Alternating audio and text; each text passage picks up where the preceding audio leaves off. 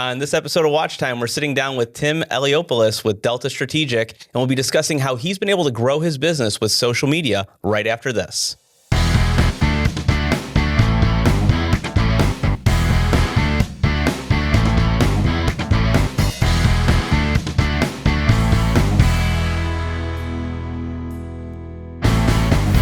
Welcome back to Watch Time, everybody. I'm here with Tim Eliopoulos with Delta Strategic. Tim, welcome to the podcast. Good morning.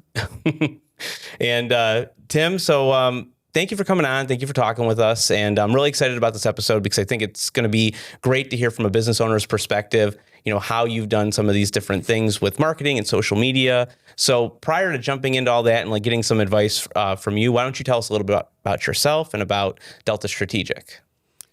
Well, first and foremost, my main job, I've been a cop now for 12 years, SWAT operator. Been doing that. And then I started Delta Strategic 7 years ago. And it really just started off as a really small company. The whole goal was to do what's called stippling. It's just grip work. Mm-hmm. And then that kind of snowballed. My personality is typically to keep moving forward and keep going. So I went from there to now we do things like slide milling. And then that snowballed all the way to being a class 3 NFA dealer, things like that, and even swag for clothing and stuff. Okay. Yeah, and I've noticed actually some of your swag, and you guys are doing selling body armor? Correct. Yeah, body armor. One of the big things, I guess, now that we've really rolled into is body armor and optics for agency sales. So I guess, I know you kind of talked about how you got into this, but I guess what made you want to start your own business? I've always been a little bit business minded. I've always enjoyed it. Mm-hmm. Was going to go into it a while back, but personally, I love being a cop. I do enjoy it, even in today's environment. After the military, it just came more natural. So I wanted to just have a small business to still have a taste of it. Mm-hmm. But that small business sort of snowballed, and that's why it's where it's at. That's good. That's a good problem to have. And right. I'm sure your marketing probably, your marketing plus the products you offer play a large role in that. Just to kind of set the stage too, prior to having this business, prior to law enforcement, did you ever have any experience in marketing or social media other than personal use or anything like that? I did not. No, It was all trial by error. Okay, it's good. And the reason I'm trying to set the stage with that is I know a lot of people that are watching or listening, I'm sure you're probably going to think he probably had experience prior to this, or it's easy because you were probably already using it. But I like to get the listeners to get in this mindset of, anybody can do this. And I think a lot of it, like you said, trial by error. I think that's really the way that the people should be going about this and thinking about it. There's no wrong way, and you're going to learn along the way. So, absolutely. Yeah. So, I think that it's great that you were able to kind of build, from not having that background. And I'm sure more knowledgeable today, having had your business and been growing it. Definitely. So I guess jumping into it from there, why don't we start from the beginning? So you decided to start your own business. So after going through your startup tasks, everything that's out there, getting your, incorporated as a business and figuring out what you were going to be offering, what was the first step you took to start marketing your business? Very first thing I did was make a website. Honestly, I just feel like in today's day and age, you got to have a website simply because it adds validity. When people look you up, you have no followers on social media. They don't know who you are. They might think you're going to rip them off or whatever the case is. A website is one of the easiest ways to add that validity. So create a website, preferably more than one page, because if you just have a cover page, that also doesn't look that legitimate. Mm-hmm. So that was the very first thing I did. So did you build it yourself, or did you hire somebody to build it for you? That was another trial by error. I built it myself, a lot of time, still not where I want it to be. And probably one day we'll need to have it professionally redone. Some things are just better left to professionals who do that. But I did build it myself. I used the Wix platform. They made it pretty easy. That's good. And I think that's important. The reason I wanted to ask you that is because I do think that's, I feel like there's this analysis paralysis people get into. And I'm guilty of it. I'm sure everybody is guilty of it at some point. Absolutely. And you start thinking I got to hire a person to do the website. I got to hire a person to manage my social media. And you jumped in, got it done, got it up and running. You just got to do it. You just got to get in and start moving. We've had some different people on the podcast over time, and we had a YouTuber on here one time, and he had mentioned done is better than perfect. And I feel like that's a great philosophy. Yeah. There's the right decision, wrong decision, and no decision. Yeah. So great. Well, so you got the website started. So after you get the website started, which I did want to touch on the fact that I love the fact that you were saying that it gives you validity. And I do think that anybody who's listening or watching, if you're not thinking about a digital, asset like a website, you're probably missing out because a lot of people don't realize, to your point, it adds to the validity, but it also adds to the fact that buyers buy when they want to. Yes. So if you can't be available to them 24/7, you're going to lose out on that opportunity. That is extremely true. And if you don't have the ability to respond all the time on social media platforms, then you got to have that. You got to have a way for them to get on there, because there are people, they have odd habits. It might be 2 a.m. purchases and they want to be able to get on there and find what they need. And that's one thing, actually. So it's a little off the questions. I know we were going to be going over with some of this social media stuff, but just something to, I guess for people to think about, because I'm sure you being the owner of the business and you're fulfilling a lot of these orders, are you noticing, do you notice a lot of those like odd hour, people buying at odd hours or things like that, where you wake up maybe, or you're maybe working because you're working night shift and you're like, oh, I just got like 2 orders. Absolutely. Yeah. You wake up in the morning and you'll see orders come through. It's weird. You actually don't really see them in what I would consider normal working hours, for a normal person, you're 8 to 5 or whatever it is. You don't see it. Or if I'm working night shift, you'll see something come across and I'm like, oh, okay. So I guess what the good thing about that, and this is just me kind of reinforcing what you've already said, is, if you didn't have a website or you didn't have a way for people to purchase, if they had to go to a storefront or if they had to call you directly, you'd be missing out on all these orders that you're picking up and basically essentially making money while you're working or while you're sleeping. That's exactly it. Yeah. Great. Okay. So, so now going from the website, let's talk about social media platforms. So was there one that you decided you were going to get on first, or were there multiple? Like where did you go first? What was your first platform? I used Facebook first just because that's what I was more comfortable and familiar with. From there, I rolled over to Instagram. And then I realized that honestly, working from Instagram as a starting point was actually simpler, because with Instagram, you can have all those posts then carry over to Facebook. It'll put it automatically for you. Same thing, you can go to Twitter. So you can post one place and then that'll automatically repost for you on your other pages. Plus on top of that, Instagram is just, we'll go into it later, but it's just an easier platform as far as creating content. Okay. Well, and I think too, like with your product specifically, like I've noticed just from following you, like a lot of your products, it's very visual. Yeah. Right. So it's like people need to see the work that you're doing to understand the value. And I feel like Instagram's really a great platform for photos and video and visual things of that nature. Absolutely. So yeah, that's great. So I guess going from there, so kind of like moving out of, now that you've already picked your first platform, how did you start growing your following? Because I've noticed you have some pretty decent followings on both platforms. So how did you start to grow that following? Man, that was a slow process. Especially with what I do, dealing with firearms, NFA items, even stuff like body armor. These platforms are not that friendly and open to it. So you got to be really careful. So the starting point was very, very slow. But after a while, once you have a little bit of a following, a decent amount, it starts to snowball quicker and quicker. And it was good. So I just kept pushing and never let it get you down. And you just have to keep doing it. Same thing you talked about earlier. You just got to do it. Yeah. Okay. Yeah. No, and I think that's a good thing to touch on too, like with because I think even outside of firearms, because I can't remember off the top of my head, like some of the specifics, but I know like if people are selling fireworks, for example, I think fireworks are something that you can't advertise on there. I think there's makes sense. There's other services too. I can't really think of them off the top of my head, but so like somebody that's watching or listening, like if they're selling one of those services or items, this is something that they're going to come up against. Yeah. Or if they're trying to share something, like maybe great example, like for us, for video production, we do a lot of video production work for law enforcement equipment companies. So when we go to share those videos, even though we're just sharing our work, we have to be careful on what we can get flagged on. That's the key right there. And you learn the ins and outs of what things get flagged, what things do not. So you just have to be careful. And once you learn that, and the easiest way to learn it is just look at other companies. You don't need to recreate the wheel. Look to see what they're doing, see how they're doing it, and do it. I think that often gets, like, a lot of people overlook that. And I think it gets overlooked mainly because people think they have to be original and they don't realize that the people that are already succeeding aren't original. They're following other people as well. Yeah. So that's great advice. So I guess thinking back, and maybe you have this kind of stored, maybe you don't, but like thinking about your first 1,000 followers on either platform, I feel like that's kind of a hard thing maybe to get to. A lot of people don't see that. Yeah, it absolutely. That's the mark right there. That first 1,000 is hard. So how long did it take you to get there? I would say probably a year. Just 'cause, I was at the time I was just doing very product specific, just showing things, and it's just slow. And then you realize things that really help it grow quicker is maybe break out of exactly what you do. Share a video of something else, something somewhat related, maybe to your field. Like for me, something law enforcement related, or even just funny videos. On Friday, you find a funny video of somebody jumping out of an airplane and, maybe getting caught up for a little while. Then you can say, hey, roll into the weekend or on Monday, you wrecking your car. So here's Monday. It's just something silly, something quick. People's attention spans are not long. So something to get their attention. And that helps. And that is when it started growing, when I started posting more things, just that were a little bit different. I love that you're saying this because our last episode that we just had prior to this, we interviewed, her name was Meg Corso of Exclusively BA.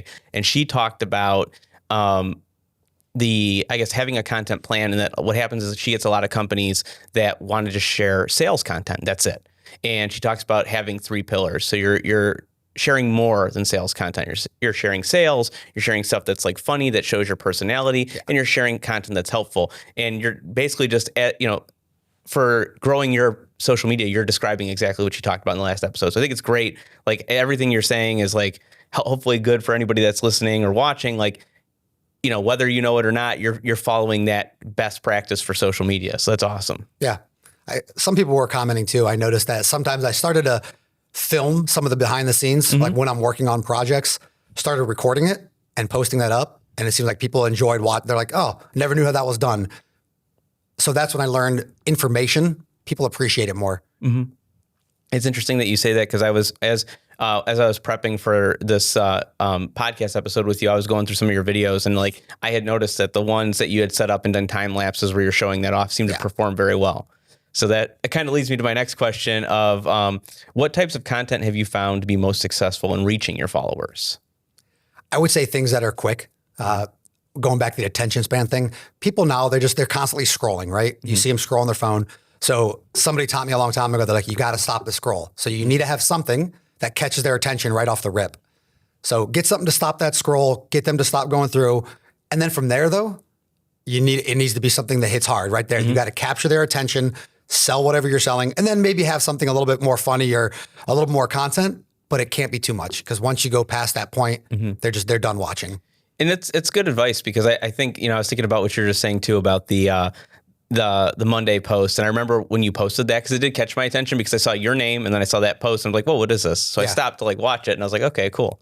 So I feel like, that is something, especially like I think it also helps get your followers that are currently following you kind of like just remember, like stop and think about you for a second. Right. And then maybe that's all you need for that other touch point for them to be like, oh, you know what? I got that firearm. I want to get that to Tim. That's huge. And we'll go into that one too. But that constant contact is so vital. But a perfect example too of that is, you ever looked up something on YouTube on how to do something and it's only going to take you about a minute and it's a 20-minute long video?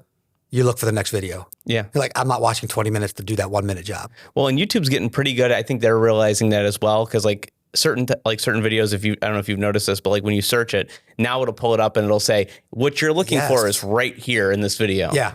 Which is great. It's an awesome feature. Yeah. That's what I always think about. I use fixing a furnace all the time as like my example for this, because I had a pump go out on my furnace and like I was going to call somebody for, come take a look at it. And then I noticed it was the pump. And I'm looking at it and I'm like, okay, well, what's going on? So I just like looked up this pump. I can do this. Yeah, that was the thing. I was like, okay, I'm going to the hardware store. I bought a pump and I put it in. But yeah, to your point, though, like as I was going through, there were videos that were longer where the person was like, let me tell you the history of the pump. Right. And you're like, I don't care. I just want to replace it. That's it. So that's great. So I guess kind of I have in here, and I know we just kind of talked about this a little bit, but I want to touch on it again. I noticed you're using videos on your channels, and I know you're talking about quick videos, but I guess what types of videos, quick videos, have been most successful for you? From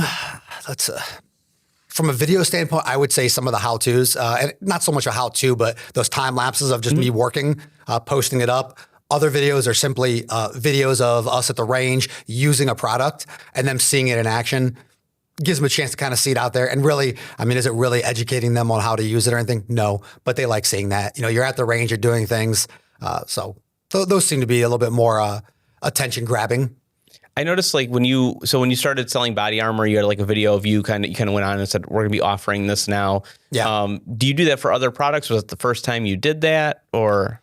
That was actually one of the first times. And the feedback was pretty good from that. Oh, good. From there, I think I rolled it into, I was like, you know what? I showed the different colors of optics because they have, now you got red, green, even gold. And I didn't realize, sometimes we as people in general, we take for granted what we understand. Just because you understand doesn't mean somebody else does. So went from there and, showed the different colors of the optics through the lens, through the camera, and made a video of that. And then everybody's like, oh, wow, I never realized that. I see this color way easier. So that Armor video actually kind of taught me a lot, that people enjoy it and says a little something, and they can see the product and they see who's selling it. Yeah, I think that's great advice. It's when they get a chance to hear your voice, they get a chance to. I think what a lot of people don't realize is, like, especially a lot of people grow up watching TV prior to this big social media boom, is you see people on television, you think of them as like celebrities, right? And so you end up feeling like these characters. And what I think social media does a great job of is you become somebody that people believe that like they believe they know you, right? Like you're a friend, even if they've never met you. And I've heard this through different podcasters and YouTubers where they said, I met somebody and they like literally come up and hug somebody and they're like, thank you. And they're like, feel like they've known them their whole life. They know nothing about this person, but they get to know you and who you are. That's very accurate. And social media, I think, has done that. It's just no different really than when you haven't seen a friend in a long time, but you keep up with their family through social media.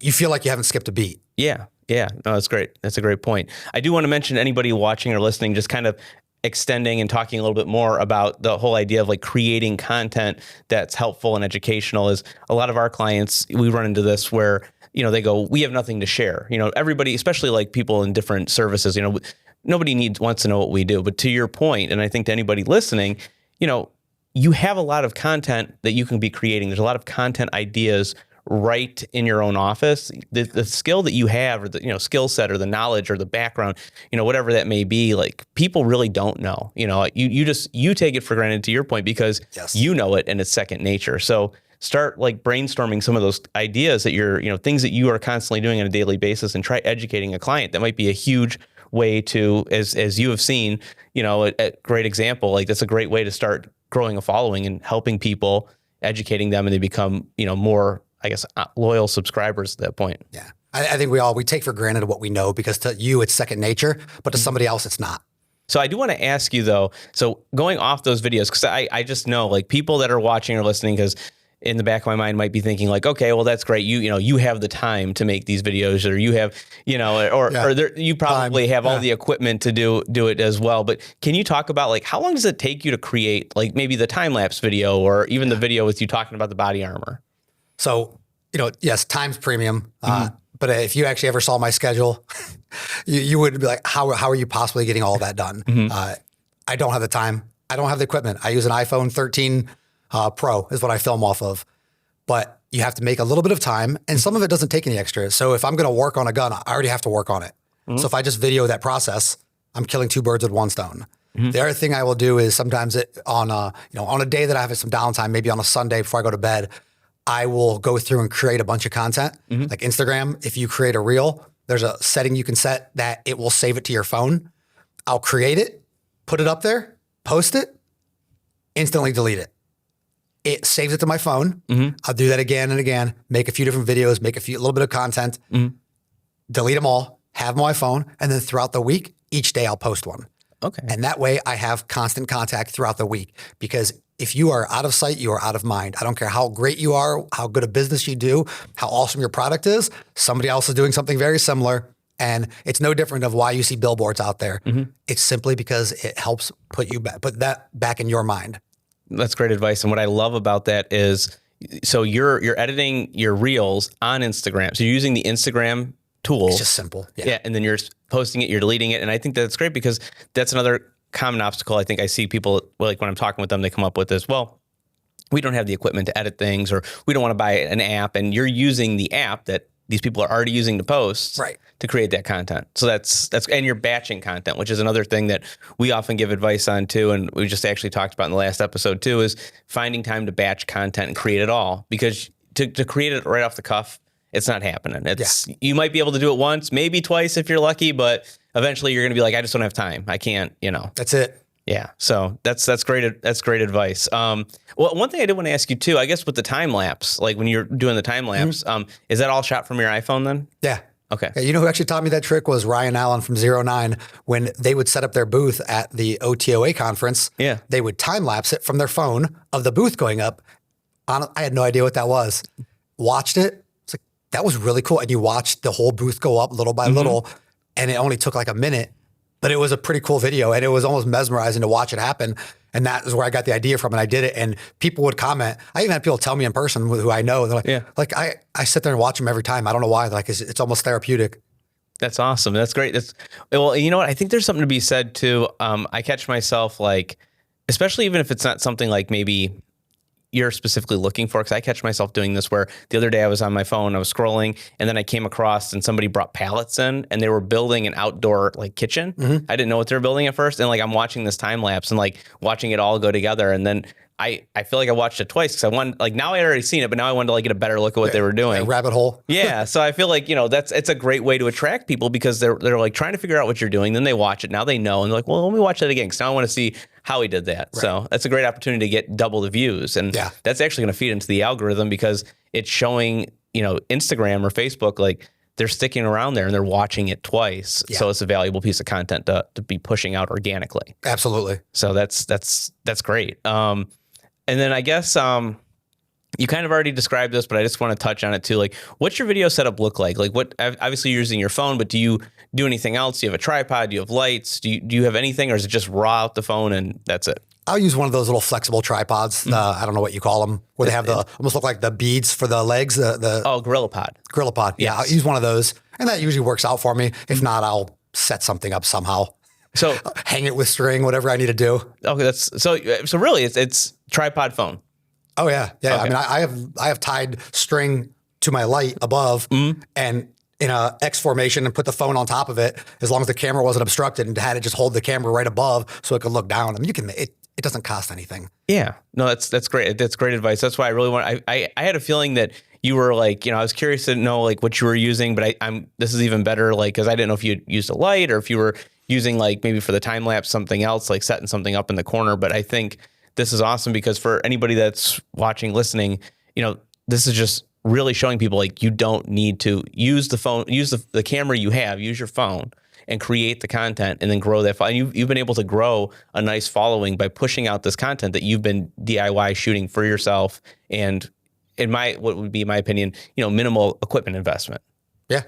Years ago, I read a book. It was Civilian Warriors by Eric Prince, the guy that started Blackwater. And his whole philosophy when he started was, I've never done it, but I'll do it. I don't have it. I don't have what we need, but I'll get it.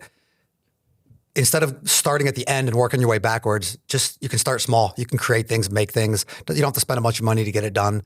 Just get it done. Yeah. And then from there, you can use those funds to then maybe better your equipment, better what you're doing, whatever the case may be. That's great advice.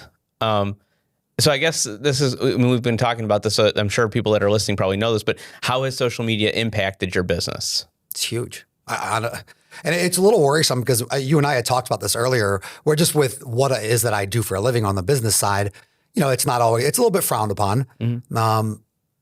But as long as you're careful, usually you're good to go. And the biggest thing though is without it, I mean, it's tough. It is tough because everybody's on it. Everybody uses social media. They're on it all the time, and it gets you that constant contact, and it makes it simple. Yeah. And it's cost effective because Facebook, Instagram, Twitter, it's all free.